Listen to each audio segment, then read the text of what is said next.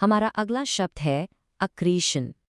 तो अक्रेशन का मतलब क्या होता है? इसका मतलब है किसी भी चीज का धीरे धीरे बढ़ना।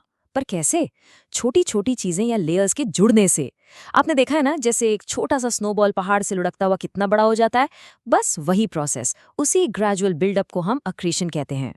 ओके, तो डेफिनेशन तो समझ आ गई, लेकिन असल में ये शब्द अलग अलग सिचुएशंस में कैसे यूज होता है? चलिए कुछ एग्जाम्पल्स देखते हैं जिससे ये बिल्कुल क्लियर हो जाएगा। The gradual accretion of sand formed the river delta over centuries. इस सेंटेंस का मतलब है कि सदियों तक बस रेत के छोटे छोटे कण धीरे धीरे जमा होते गए और उनसे नदी के पास एक पूरी नई जमीन बन गई, जिसे हम डेल्टा कहते हैं। यही है accretion. Scientists study the accretion of dust and gas to understand how planets are formed. अब ये तो बहुत ही इंटरेस्टिंग एग्जाम्पल है। साइंटिस्ट स्टडी करते हैं कि स्पेस में धूल और गैस के कण आपस में जुड़कर कैसे इतने बड़े बड़े प्लैनेट्स बनाते हैं। सोचकर देखो, हमारे प्लैनेट्स भी ऐसे ही बने हैं। The companies value grew through the steady accretion of new assets and clients. तो ये तो हो गई साइंस की बात। अब बिजनेस में देखते हैं। इसका सीधा सा मतलब है कि कंपनी की वैल्यू बढ़ गई। कैसे? धीरे धीरे नए एसेट्स यानी उनकी संपत्ति और नए क्लाइंट्स के जुड़ने से। एक क्लाइंट जुड़ा, फिर 2, फिर 100 और कंपनी की वैल्यू बढ़ती चली गई। तो जैसा मैंने कहा, ये वर्ड आपको अक्सर न्यूज में या साइंस से जुड़ी बातों में सुनने को मिलेगा।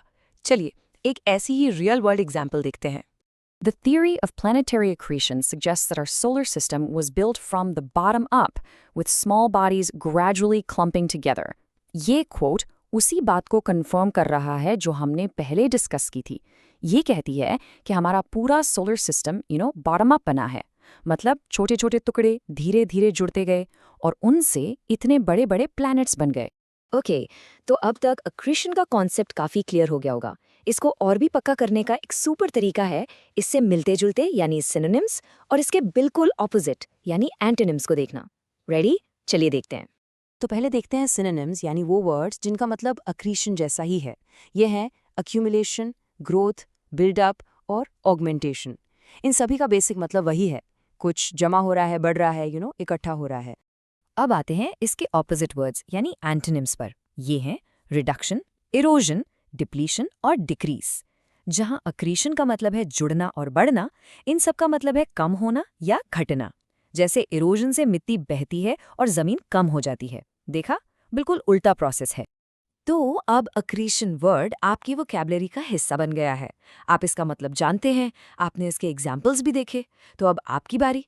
क्यों ना आप इस वर्ड को यूज करके एक सेंटेंस बनाएं। कोशिश जरूर करिएगा।